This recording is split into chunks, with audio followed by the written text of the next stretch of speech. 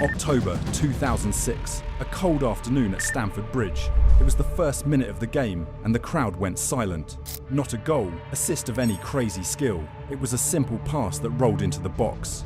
An easy job for Petr Cech, but instead this moment nearly killed him. Looking for Doyle, sailing all the way through, giving the opposite keeper. However, he went on to be one of the greatest goalkeepers to ever played in the Premier League, with many records that still stand today. In the next 20 minutes, I am going to show how this moment thrived him to greatness. October 14th, 2006. A quiet afternoon in Reading. Chelsea were the champions of England. Petr Cech was the best goalkeeper in the world, and nothing, absolutely nothing, looked like it could go wrong. 15 seconds after kickoff, that illusion ended. A loose ball rolled into the box. Cech did what he'd done 1,000 times before, sprinted forward, fearless, eyes fixed on the ball. But Stephen Hunt, the Reading striker, didn't pull back. Then came the sound, a crack so loud it silenced the entire stadium. Hunt's knee smashed directly into Cech's skull. He fell, tried to move, then collapsed again. At first, nobody realised what had happened. Then panic spread. The referee waved frantically for help. Teammates froze. Cech was motionless, pale, gone. An ambulance roared through the tunnel, sirens cutting through the silence. At Royal Berkshire Hospital, the doctors found a depressed skull fracture, a broken piece of bone pressing against his brain. They said if the collision had been an inch closer, he would have died on the pitch. That night, emergency surgeons drilled into his skull and placed a metal plate to keep him alive. When he woke up, he couldn't speak, couldn't move, couldn't remember the game. For days, doctors asked the same question: "Do you know what happened?" And every time, the answer was the same: no. He only remembered leaving the dressing room, nothing else. It's almost cruel how life strikes at its peak, because just before that collision, Petr Cech wasn't just good, he was untouchable. In his debut Premier League season, he kept 24 clean sheets, a record that still stands today, and conceded just 15 goals all season. Chelsea won their first title in 50 years. Mourinho called him the Wall. England called him unbeatable. By 2006, he was Chelsea's foundation, their calm in chaos, the quiet heart of a ruthless machine. 7 games into the new season, he had already conceded just 3 goals. Then came that day in Reading. 15 seconds, 1 challenge, everything shattered. But to understand the weight of that injury, you have to understand the man before it. Before the helmet, there was a skinny kid from Plzeň who didn't even want to be a goalkeeper. Born in 1982, in a town where dreams usually ended at factory doors, young Petr wanted to score goals, not stop them. Until fate intervened twice. 2 broken legs, 2 cruel reminders that his dream was over before it began. He later said, "I knew the only option left was to stay in goal, which turned out not to be so bad." From there, something switched. He stopped chasing goals and started defending them like a man possessed. At 17, he became the youngest starting goalkeeper in the Czech First League. Then Sparta Prague. Then Rennes. And everywhere he went, he broke records, clean sheets, saves, and reactions that felt superhuman. His coaches couldn't stop talking about him. He's not normal. He sees danger before it happens. At 19, he led the Czech under-21s to the European Championship final. He saved 3 consecutive penalties in the shootout against France and won Player of the Tournament. From that day, everyone knew this wasn't just talent, it was destiny in gloves. By 2004, Chelsea came calling. £7 million, the most expensive goalkeeper signing in their history. And for the next 2 years, Petr Cech made the impossible look routine. By the summer of 2006, he was untouchable. Every dive, every cross, every fingertip save. He made the impossible seem predictable. To fans, he wasn't a player anymore. He was peace of mind in gloves. And yet, destiny was waiting 15 seconds into that October afternoon. After 10 days, he went home, stitched, scarred, but smiling weakly. He thought he'd survived the worst, but he hadn't, because the real battle was just beginning. While the doctors were worrying about his health, he was already thinking about returning to the pitch. Then came the news. The doctors told him, if you dive again the wrong way, it could kill you. For a man whose life depended on diving, that was like telling him not to breathe. He became afraid, not just for his career, but also for his identity. I mean, can he really be called a goalkeeper if he can't dive? But Petr Cech wasn't thinking about quitting. He was planning his comeback. 3 months later, he felt he was ready to return to the game. The doctors advised against it. They even advised him to at least wait until the next season, because a second impact could cause brain swelling and put his life in danger. But he wasn't ready to listen. In his own words, "Don't tell me what I can't do. Instead, tell me what I can do." Against all odds, he stepped back onto a football pitch, but wearing a black protective helmet that would eventually become so iconic that most of his fans would not even recognize him without it. He was ready for his comeback. But this comeback wasn't a fairy tale, because he wasn't just facing opponents now, he was fighting his own body, his own fear. Cech finally returned to football, but it didn't feel like a comeback. It felt like walking into a different world, one where every move could kill him. The fact is, after the surgery, the doctor's warnings continued to echo in his mind every time he trained. No traditional dives, no more quick lunges. He couldn't take risks. Cech was known for throwing himself at the ball, but this was now his biggest threat. He was forced to wear a black protective helmet to shield the metal plate in his skull. It was a strange, heavy, and uncomfortable experience. He admitted that he could not hear properly or even feel the breeze on his hair. At first, even his teammates struggled to look at him the same way, because the helmet wasn't just protection, it was a reminder of how fragile he'd become. And every time he hit the ground, he didn't just feel the impact, he felt fear. Training became psychological warfare. He had to relearn everything, from how he positioned his body to how he fell. Doctors and specialists designed drills to reduce strain on his head.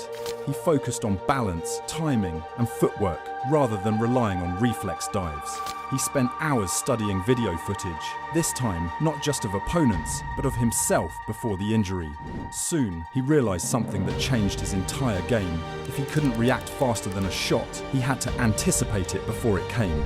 If he couldn't dive as much, then he needed to be standing in the right place before the ball even left the striker's foot. Doctors said he'd never play the same again, and he never did, because what they didn't realize was that he was about to reinvent goalkeeping forever. If you watched Petr Cech before the injury, you'd remember the reflexes, lightning quick, fearless, explosive. He didn't react, he anticipated. He didn't think, he dived. Every save looked like instinct made human. But after the skull fracture, instinct became dangerous. Every dive, every collision carried a new cost. And so, at Chelsea's Cobham training ground, the wall that once defined an era began again, not as a champion, but as a student. Cech knew he couldn't be the same goalkeeper again. So instead of fighting his limitation, he studied it. If his body couldn't move faster, then his mind would have to. He started living inside the analysis room. Hours spent watching videos, not of himself, but of strikers. He studied the smallest tells, the angle of a knee before a shot, the lean of a shoulder, the shift in balance that revealed where the ball would go. He memorized patterns. If he couldn't react faster than the shot, he'd predict it before it came. He changed everything about his training. No more reckless dives, no unnecessary risks. He refined positioning, timing, and balance to surgical precision. He said later, "I stopped trying to be faster than the shot. I tried to be smarter than it." At first, it looked mechanical, but soon it became beautiful. Goalkeeping turned into geometry. Every step, every shift, a calculated answer to an invisible equation. By 2012, this evolution reached its masterpiece, the Champions League final against Bayern Munich. Chelsea were under siege. Bayern had 43 shots, Cech saved 40, but his most iconic moment came in the penalty shootout. Not because of luck, but because of psychology. After the match, Bayern's Mario Gomez revealed a chilling detail. Cech came to me and said, "Why did you change your mind?" I asked what he meant. He said, "You wanted to go left, but at the last second, you changed your mind and went right." He was absolutely correct. If I hadn't changed, he would have saved it. Cech didn't just study goalkeeping, he studied human nature. That night in Munich, he wasn't just the man between the posts, he was inside the striker's head. And when Chelsea lifted their first ever Champions League trophy, it wasn't just redemption for the club, it was validation for a man who turned survival into science. By now, Petr Cech had survived the unthinkable, but the battle wasn't over. Because coming back from injury is one thing, staying at the top year after year with a skull that could shatter again, that's something else entirely. He had proven that fear couldn't stop him. Now he had to prove that time wouldn't either. Surviving showed he was brave, one journalist wrote, but staying great showed he was immortal. The next challenge wasn't physical anymore, it was existential. Could he keep evolving faster than the game itself? January 2007, Chelsea versus Liverpool. When Petr Cech finally walked back onto a football pitch, he wasn't the same man who terrified strikers across England. The helmet made him look fearless, but inside, he was still haunted by that collision. Because here's the truth, you can heal bones, but how do you convince your mind you're safe again? Fans rose in applause, teammates clapped him on the back, even rival supporters wished him well. But football doesn't pity anyone. Just 10 minutes in, a deflected shot rolled past him and into the net. Liverpool 1-0. By full time, 2-0. To most people, it was just another defeat. To Cech, it was confirmation of his deepest fear that he wasn't the same anymore.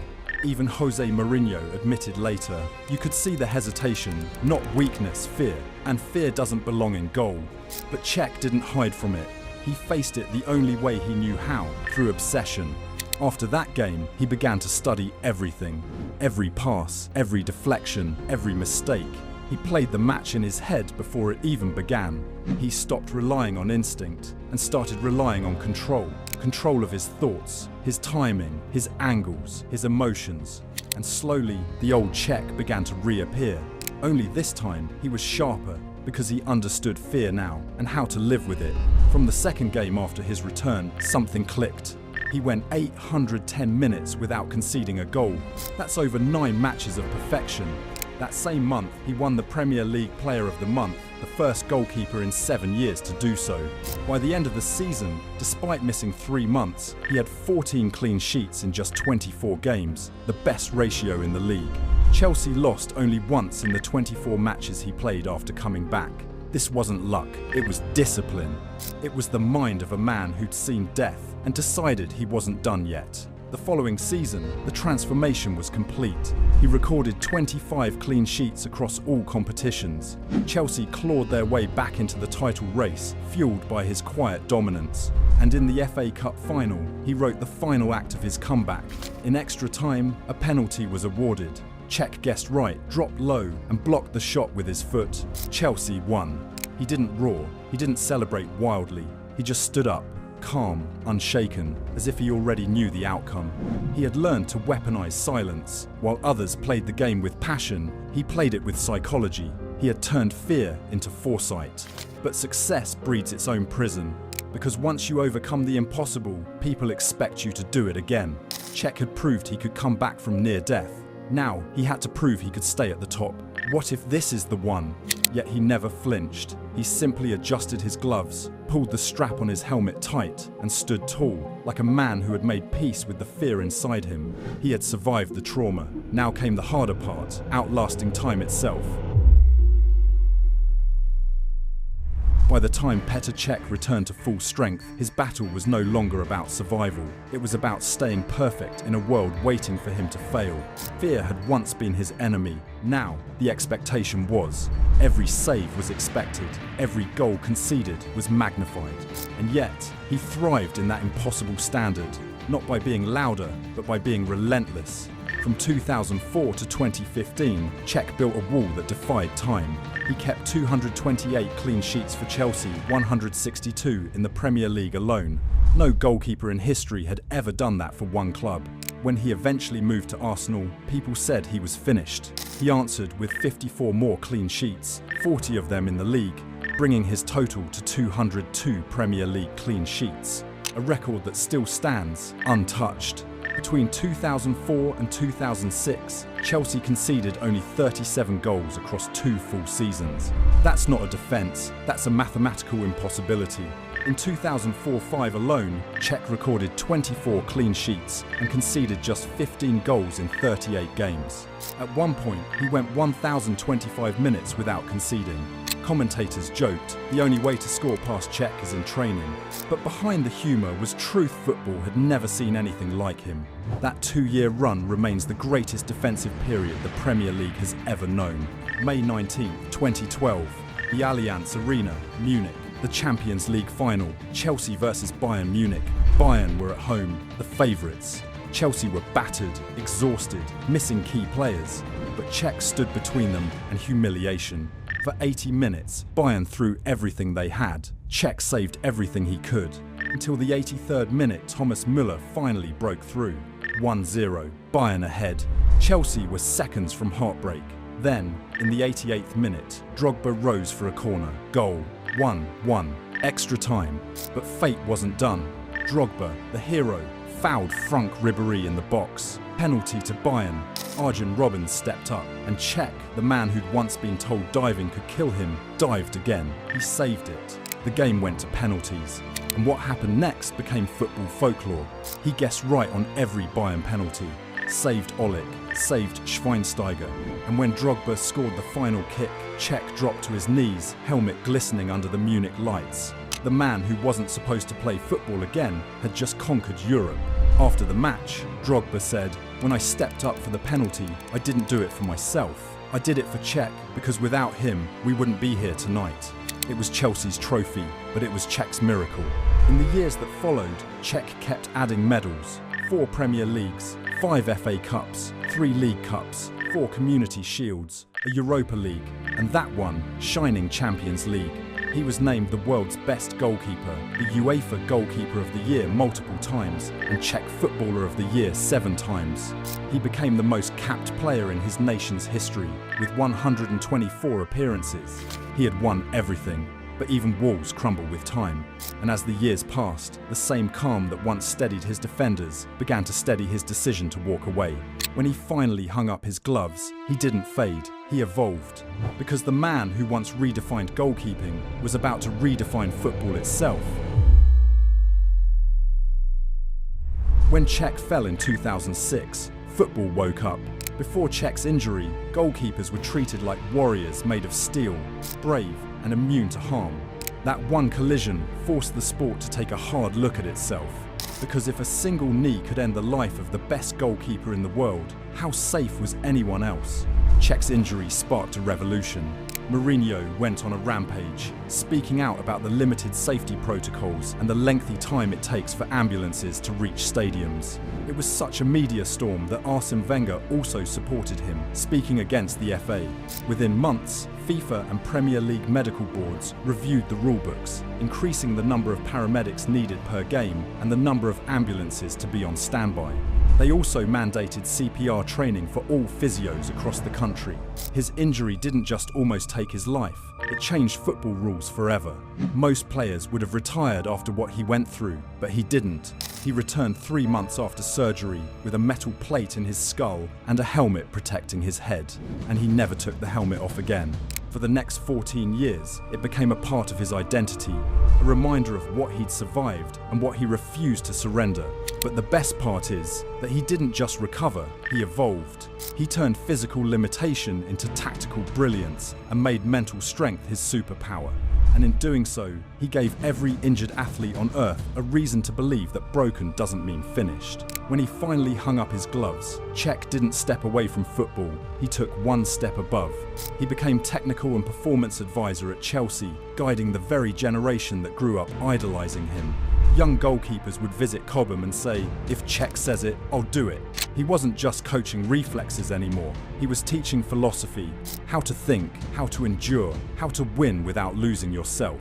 Even after leaving his role at Chelsea in 2022, he continued to mentor goalkeepers, advise clubs, and consult on goalkeeper safety designs. Helmet companies redesigned protection standards with his input. Premier League academies began teaching concussion awareness, using his case as the model. He had gone from patient to pioneer. Because here's the truth, legacy is beyond your trophy cabinet. It's the footprint you leave behind when your time is done. Petr Cech left an unforgettable legacy. He taught that football is about courage, not ignoring fear. It's about walking onto the pitch with anxiety and still performing well. He showed that mental resilience will always outlast physical strength. And that adaptation isn't a weakness, it's the ultimate skill. He was told not to return, yet he returned stronger than ever, and that's what makes his story eternal. Not the saves, not the records, but the message written between them that limits don't end greatness, they define it.